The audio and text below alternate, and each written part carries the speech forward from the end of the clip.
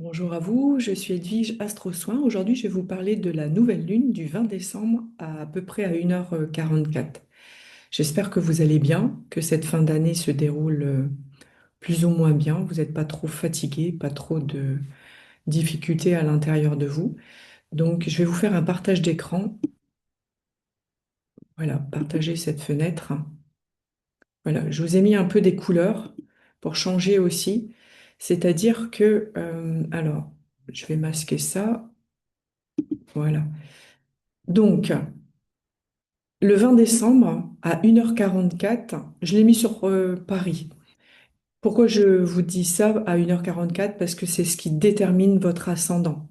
Alors, c'est pas l'ascendant pour vous-même, c'est l'ascendant de la France, de Paris notamment, hein, bien évidemment. La France, c'est pas que Paris. Et l'énergie pour Paris, ça sera dans le signe de la Balance. Mais ce qui est important, quelque part, même si on parle de balance, on parle de justice, on parle de loi, on parle de vérité, et on voit bien qu'il y a beaucoup de choses qui se passent actuellement. C'est très conflictuel parce que on voit en plus le jour du 20 décembre, la part de Gaïa, la part de fortune, vous voyez, c'est un rond avec une croix, et directement sur l'ascendant.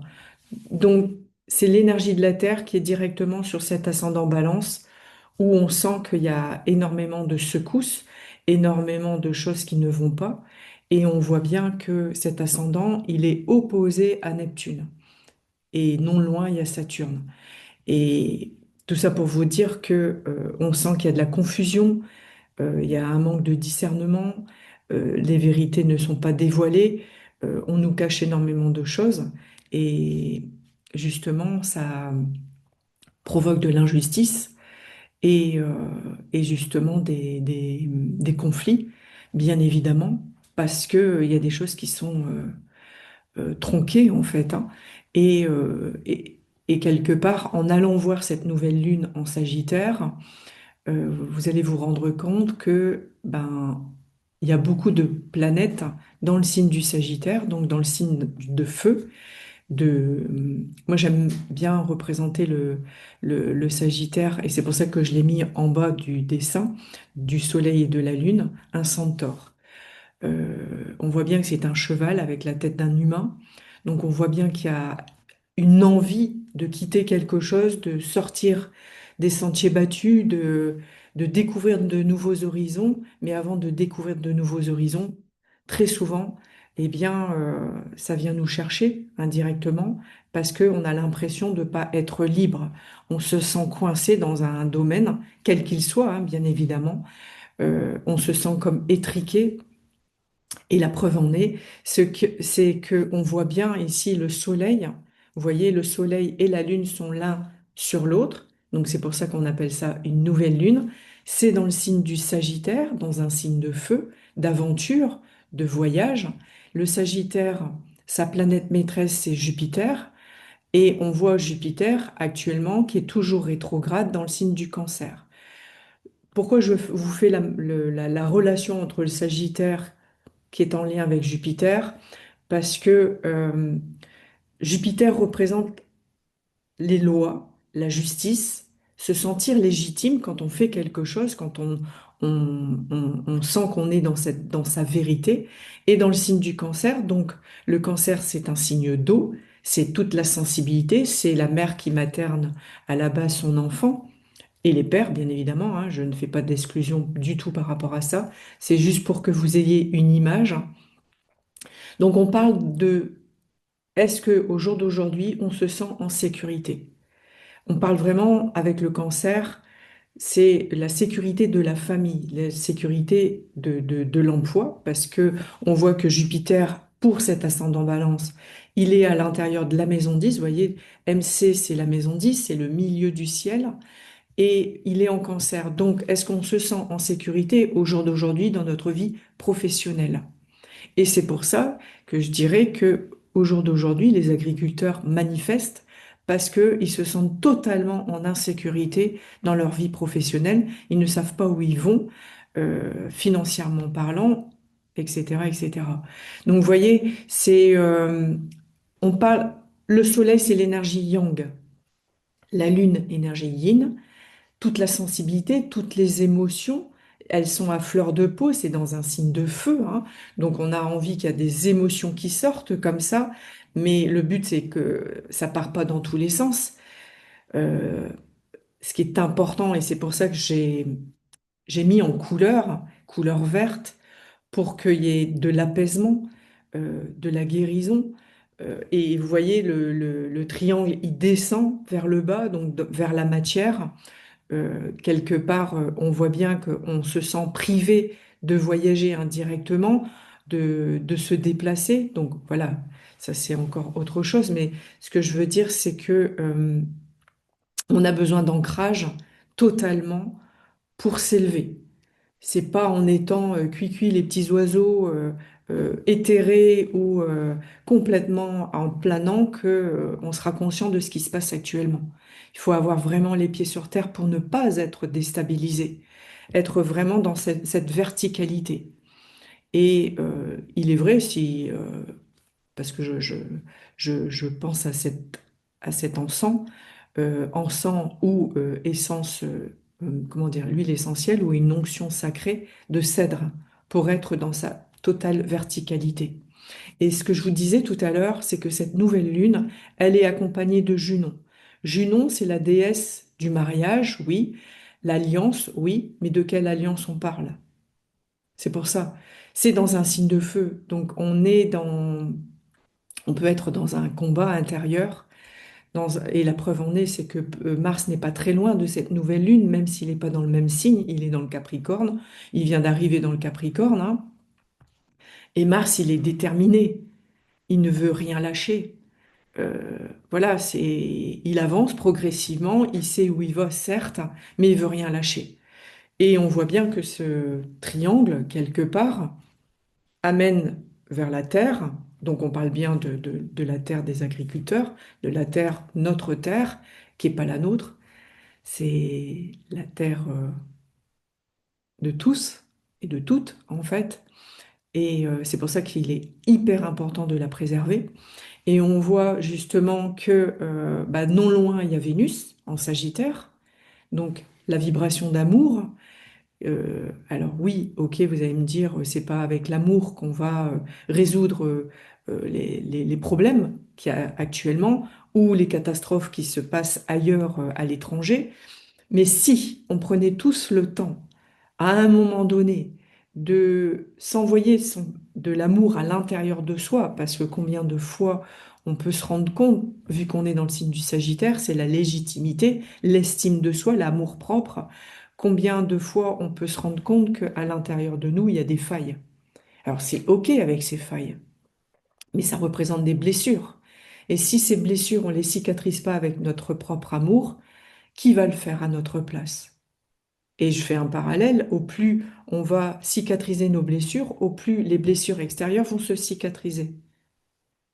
Et c'est pas une histoire de bisounours encore, hein. C'est vraiment s'apporter de la joie, s'apporter du plaisir, de la vibration, de respect, parce qu'on parle de respect avec le Sagittaire, hein, de déposer ses limites, ne pas franchir certaines limites, ne pas être intrusif, ne pas rentrer dans une colère monstrueuse pour tout détruire, parce que c'est pas avec du feu qu'on détruit, que justement on construit. C'est l'inverse que je voulais dire. Mais voilà, c'est pas en tout détruisant que, il va y avoir des solutions. C'est sûr que non. Et en plus, on voit que Mercure, il est aussi en Sagittaire. Donc on voit bien que Mercure, c'est la planète de la communication. On voit bien que c'est une communication qui est animée vraiment dans une dynamique. On veut être optimiste, mais peut-être on n'a pas forcément tous les outils et les personnes adéquates pour justement pacifier tout ce qui se passe actuellement. Et de surcroît, on a une lune noire. La lune noire qui demande justement de, d'embellir les choses, c'est-à-dire de, de travailler sur soi, de purifier ce qui est à purifier, d'éliminer ce qui est à éliminer à l'intérieur de soi et à l'extérieur de soi par la suite. On est vraiment le Soleil, la Lune, Junon, Vénus, Mercure, Lune noire, 6 planètes quelque part dans le signe du Sagittaire. Donc c'est sûr qu'on se sent peut-être hyper activé à l'intérieur de soi. L'idéal, c'est de tapoter au niveau de son sternum pour apaiser les tensions intérieures, parce qu'on sent qu'il y a une pression extérieure qui vient peut-être nous chercher. Et cette pression, elle peut être tellement importante que ça vient nous fatiguer intérieurement. Parce que c'est pas parce qu'on a beaucoup d'énergie qu'on ne se sent pas fatigué. Et si cette énergie vient de l'extérieur, ça peut encore plus nous amoindrir. Et si on est amoindri, bien évidemment, ben, est-ce qu'on aura envie d'avoir d'autres idées, d'être dans la créativité, etc., etc. Vous voyez? Et après, ce qui est important, c'est de regarder un peu, lors de cette nouvelle lune, les autres planètes. Qu'est-ce qu'elles font? Et on voit bien que ce Soleil, Lune, Junon font un carré ici à la Balance. Donc on parlait de Paris, mais toute la région parisienne, peut-être il y a des choses qui vont se passer aussi dans la région parisienne ce 20 décembre, hein, 20 décembre, 21 décembre. Euh, Ça bouscule, hein, ça secoue. Et de l'autre côté, ça fait aussi un carré avec Saturne en Poisson et avec Neptune en Poisson aussi. Ils sont tous les deux encore dans le signe du Poisson. Donc, il se peut encore une fois que, il puisse avoir de l'eau, faire attention comment dire, à la contamination au niveau de l'eau, euh, faire attention à ce qu'on peut boire. Euh, tout ce qui est, alors c'est vrai que la dernière fois, je vous parlais des accidents de voiture. Je pense bien fort à Emma, justement. Il y a eu beaucoup, beaucoup, malheureusement, d'accidents de voiture. Peut-être plus que la normale, hein, dans la pleine lune qu'il y a eu avant. Et là, c'est une nouvelle lune qui nous demande d'être vigilants, aussi bien avec le feu, avec de l'air et de l'eau, parce que ça fait un carré. Donc attention à notre maison, attention aux bougies qu'on peut avoir plaisir à allumer, de faire attention de bien les éteindre quand on part. C'est sûr que ce que je vous dis, ça vous semble peut-être un peu en dehors des clous, mais des fois on peut être totalement dans l'inattention. Et c'est vrai que Neptune-Saturne, il peut y avoir un peu une confusion psychologique, psychique, inconsciente, hein, quelque part, parce qu'on a envie d'être ailleurs. Quand ça se passe forcément mal, on a envie de fuir, mais est-ce que c'est judicieux de fuir? Autant être non pas dans l'affrontement, parce que c'est pas le but, c'est d'être dans un dialogue. Et si on n'y arrive pas, bah, prendre du recul, être le spectateur de la scène et de mieux voir ce qui se passe actuellement. Pour vous, à l'intérieur de vous et dans votre demeure. Surtout qu'on arrive dans la période de Noël. Donc, à la base, c'est familial, c'est avoir plaisir à réunir les personnes, avoir plaisir éventuellement de faire des cadeaux, c'est qu'importe. Mais le plus beau des cadeaux, c'est le cœur. Et après, ce qu'on voit, c'est que cette Neptune, elle a envie de s'élever. Elle a envie vraiment d'élever les consciences, hein, parce que il est important au jour d'aujourd'hui d'arrêter d'être endormi. Et je dis ça parce que ça fait un trigone ici, un semi-sextile et un trigone avec Jupiter. Jupiter qui est dans le Cancer, de l'eau, Uranus qui est encore dans le Taureau parce qu'il est rétrograde dans un signe de terre, et Neptune qui est dans de l'eau. Donc on voit bien que la Terre, elle est peut-être immergée par de l'eau. Il y a beaucoup d'eau en fait, hein. Est-ce que l'eau circule sous votre maison, sous les appartements? Voilà, c'est important énergétiquement parlant. Si vous êtes proche de l'eau, c'est justement de prêter attention à cette énergie. Après, c'est une énergie purificatrice. Ce qui est vraiment bien, c'est de nettoyer vos mains à l'eau très très froide pour libérer les tensions intérieures, libérer tout ce qui est négatif. Et vous voyez, ce joli petit chapeau, hein, moi je l'appellerai le chapeau, c'est pour ça que je l'ai coloré, eh bien, il est tenu par Uranus. Et Uranus nous demande d'être dans un changement, d'être dans un renouveau. Mais qu'est-ce que ça veut dire un changement? Dans la matière, c'est-à-dire changer notre manière de faire au niveau de la matière. C'est vrai que j'ai l'idée du tripostal. Euh, Après, j'ai aussi l'idée du tri au niveau des poubelles. C'est pas pour rien. c'est justement pour qu'il y ait un recyclage qui se fasse le mieux possible. Et on sait pertinemment que c'est extrêmement difficile, tous ces déchets, où est-ce qu'ils vont et où est-ce qu'ils sont enterrés, on le sait. Mais être beaucoup plus conscient de ce qu'on fait et de ce qu'on dit et de ce qu'on mange et de ce qu'on boit. C'est voilà, c'est une ouverture de conscience parce que justement Uranus à un moment donné va aller dans le signe du Gémeaux. Le Gémeaux, c'est la parole. Le Taureau, on était dans le faire. Comme l'agriculteur avec son terrain, il nettoie son terrain, il a envie de semer voilà ce qu'il souhaite. Et ensuite, maintenant, on n'est plus vers l'agriculteur, on est plutôt dans la communication, dans les réseaux sociaux, dans le verbe. C'est comment on a envie de communiquer au jour d'aujourd'hui. Est-ce qu'il serait pas bon justement de poser les portables et d'aller se balader en pleine nature, juste à écouter les oiseaux, à ressentir le vent, à marcher pieds nus. euh, et c'est pas encore une fois une histoire d'être bisounours. C'est d'être vraiment dans cette conscience vibratoire, fréquentielle, que nous sommes nombreux sur la Terre et qu'il est important d'arrêter d'être connecté à tout ce qui est la Wi-Fi, les 5G et j'en passe et des meilleurs. Voilà ce que je pouvais dire moi dans ma manière de voir cette nouvelle lune.